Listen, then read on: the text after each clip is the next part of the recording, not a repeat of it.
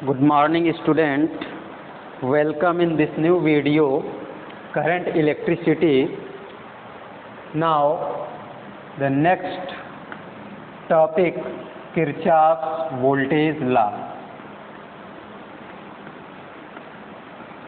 Kirchhoff's voltage law.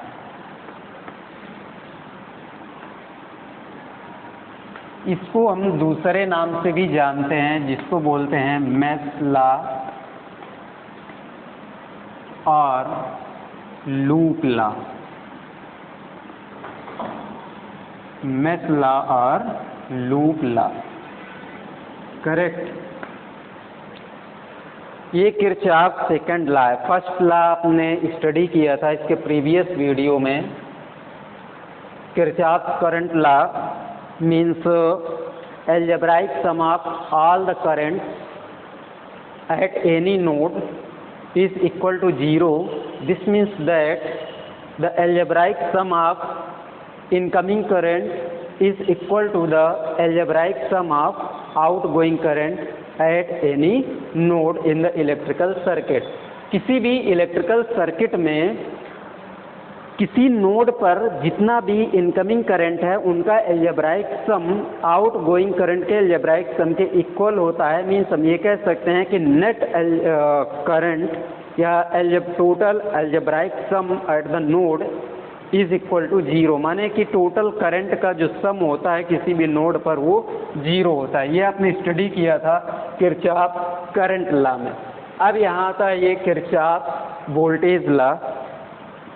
तो इस law में क्या एक्सप्लेन किया गया? This law states that the total IR drop in any closed mesh. Closed mesh का मतलब मेश या लूप किसको बोलते हैं? एक बंद पाथ जिसमें कि करंट फ्लो करती है, करेक्ट। माने कि एक टर्मिनल से मूव की दूसरे टर्मिनल तक पहुंच गई, तो वो है आपका क्लोज्ड मेश या उसी को हम लूप बोलते हैं। तो algebraic sum of IR drop in any closed mesh is equal to the source EMF, is equal to the source EMF. अब देखिए, इसको हम एक बेस्ट एग्जाम्पल से अच्छी तरह समझ सकते हैं। सपोज दैट एक हमने कुछ सर्किट इस तरह कंसीडर किया। यहाँ पर एक बैटरी लगी है, ईएमएफ है इसका E1। यहाँ पर एक रेजिस्टेंस कनेक्ट कर दिया, एक बैटरी यहाँ लगी है, ये है रेजिस्टेंस, और एक यहाँ पर कनेक्ट कर दिया, ये हो गए। ये रेजिस्टेंस R1 है, ये R2 है और ये R3 है। प्लस माइनस इसका ईएमएफ E2 है। इस तरह का हमने एक सर्किट कंसीडर किया जिसमें से more than one cell connect की गई है। माने कि इस सर्किट में 2 सेल कनेक्ट किए गए, एक का ईएमएफ E1 है और दूसरे का ईएमएफ E2 है। तो यहाँ पर होता क्या है, देखिए एक बहुत बेसिक कॉन्सेप्ट लेके चलते हैं हम लोग। जब हम किसी क्लोज्ड मेश या लूप में राउंड करेंगे तो क्लॉकवाइज और एंटी क्लॉकवाइज किसी भी डायरेक्शन पे हम रोटेट कर सकते हैं, ऐसे घूम सकते हैं। तो उसके लिए कुछ बेसिक टर्म हैं, जैसे ये प्लस माइनस, ये बैटरी है। आप अपनी मोशन को अगर पॉजिटिव टर्मिनल से स्टार्ट करते हैं इस तरीके से, तो ये जो बैटरी है ये पॉजिटिव टेक करेंगे आप, और कुछ इस तरह से आप मूव करते हैं ऐसे निगेटिव टर्मिनल से पॉजिटिव की ओर, तो यहाँ पर जो ईएमएफ है वो निगेटिव टेक किया जाएगा। मान लेते हैं कि ये रेजिस्टेंस है और इसमें ये करंट I पास कर रही है, ऐसे ये रेजिस्टेंस R है, और आपकी मोशन जो है लूप में इधर को है, इस पॉइंट से इस पॉइंट की तरफ आ रहे हैं। मीन्स करंट के अपोजिट मूव कर रहे हैं। तो करंट के अपोजिट मूव करेंगे तो जो IR ड्रॉप होगा उसको आप पॉजिटिव लेंगे, I × R, और कुछ इस तरीके से ये रेजिस्टेंस आर है, इसमें ये करंट आई पास कर रही है और आप करंट की डायरेक्शन में ही मूव कर रहे हैं लूप में, तो वहाँ पर जो आई आर ड्रॉप होगा ये निगेटिव लिया जाएगा करंट की डायरेक्शन में। ये कुछ बेसिक टर्म है जिनका यूज़ हम यहाँ पर करेंगे।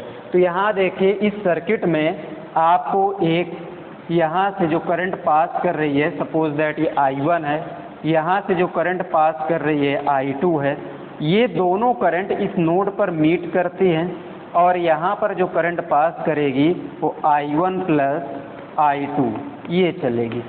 अब यहाँ से ये इधर आ गई, इस जगह पर गई, इस नोड पर करंट फिर से डिवाइड होगी क्योंकि इस सेल से I2 करंट ड्रा हो रही थी तो यहाँ पर I2 ही आएगी और इस सेल से करंट I1 ड्रा हो रही थी तो यहाँ पर ये I1 चली गई। करेक्ट। तो आपका एक देखिए मेश ये बन रहा है ऐसे, मेश 1, एक मेश इधर बन रहा है ये 2, और बीच वाले को अगर इग्नोर कर दिया जाए तो एक मेश हमारा ये आउटवर्ड बाहर ये बनता है मेश 3, यानी ये मेश या लूप 3 लूप इसमें बन रहे हैं। और इस पूरे सर्किट में, इलेक्ट्रिकल सर्किट में 2 नोड हैं, एक यहाँ पर एक यहाँ पर। तो आप इसमें क्या करेंगे, सबसे पहले मेश 1 को कंसीडर करिए, कंसीडर मेश 1। मेश 1 ये है। तो इस बैटरी से हम अपनी मोशन स्टार्ट करते हैं, ऐसे इस तरीके से घूम रहे हैं, इसमें पॉजिटिव टर्मिनल से चलेंगे और निगेटिव टर्मिनल तक फिर से आ जाएंगे। करेक्ट, ऐसे ही करंट पास कर रही है। तो देखिए बैटरी से स्टार्ट करेंगे, यहाँ से पॉजिटिव टर्मिनल से शुरू कर रहे हैं, तो पॉजिटिव टर्मिनल से अगर मोशन शुरू होगी तो बैटरी जो होगी वो पॉजिटिव लिया जाएगा, प्लस E1। यहाँ से इधर आए, अब इधर जब हम चल रहे हैं तो हम प्लस से माइनस की तरफ जा रहे हैं, ठीक है ना, उल्टा चल रहे हैं। तो उल्टा अगर चलेंगे करंट के अपोजिट तो ये बैटरी जो होगी यहाँ पर ये निगेटिव हो जाएगी, हम इधर से इधर को जा रहे हैं। करेक्ट। अब यहाँ से देखिए इधर मूव कर रहे हैं, ये हमको रेजिस्टेंस दिख रहा है, इसमें करंट इस डायरेक्शन पे आ रही है, हम इस डायरेक्शन पे जा रहे हैं। तो करंट के अपोजिट अगर मूव करेंगे तो यहाँ जो आई आर ड्रॉप होगा वो पॉजिटिव लिया जाएगा, plus I2 R2।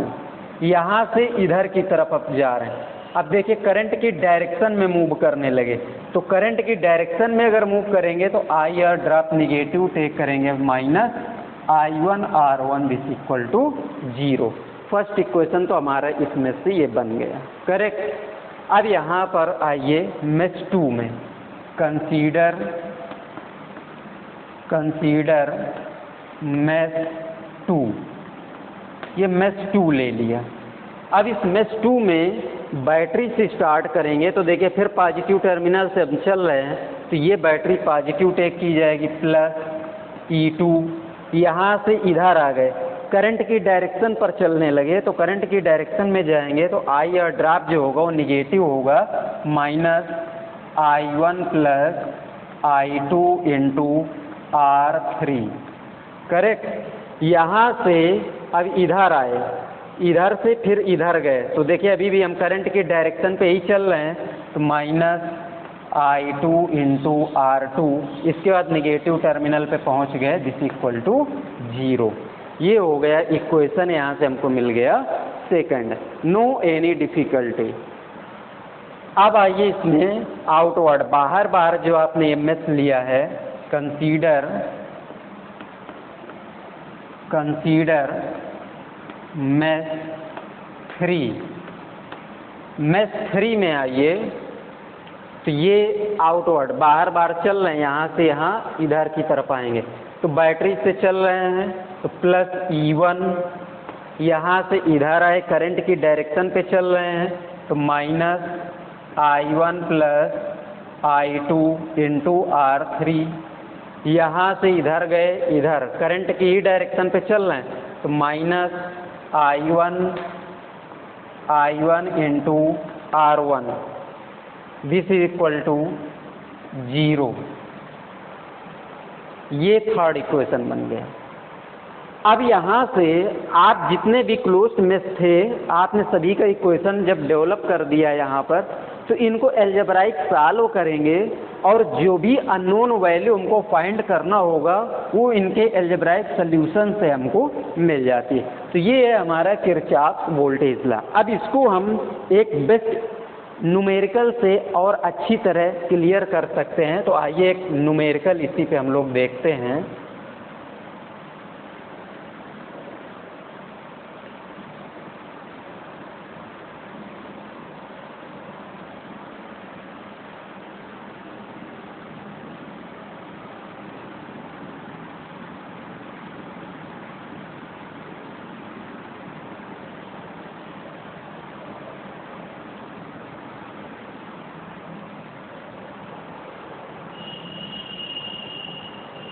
Suppose that question ये है, इन द गिवन सर्किट, ये कुछ इस तरह से हमने ले लिया। यहाँ पर एक बैटरी लगाया, एक ये रेजिस्टेंस है,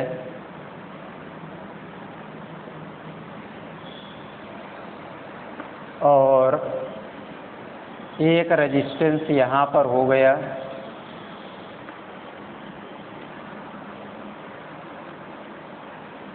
और एक हमने जो है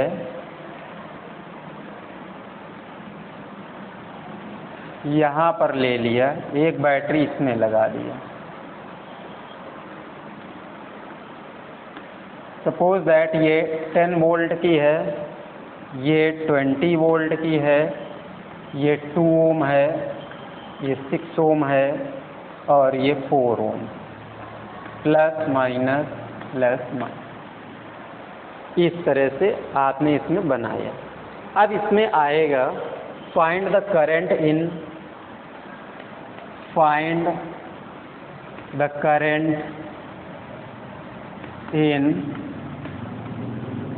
each resistance, find the current in each resistance. जितने भी इसमें सर्किट में रेजिस्टेंस हैं सभी में कितना करंट पास करेगी। देखिए यहाँ से अगर ये कंसीडर कर लें कि ये करंट I1 ड्रा हो रही है, इस सेल से जो करंट ड्रा होगी वो I2 है, ये करंट इधर चल रही है और ये करंट इधर आ रही है। ये दोनों करंट इस नोड पर मीट करेंगी और यहाँ पर जो करंट पास करेगी I1 प्लस I2 पास करेगी। ये करंट यहाँ आएगी, इस नोड पर ये करंट डिवाइड हो जाएगी। इस सेल से ड्रा हो रही थी I2, तो इधर की तरफ जो आएगी करंट वो I2 हो जाएगी, और इस सेल से ड्रा हो रही थी I1, तो इधर ये जो करंट जाएगी वो I1 होगी। एक यहाँ पर आपको लूप ये दिख रहा है, दूसरा अगर इसको हम इस तरह से कंसीडर कर लेंगे तो एक लूप हमारा ये दिख रहा है। इसको एंटी क्लॉकवाइज ले लें, इसको क्लॉकवाइज ले लें।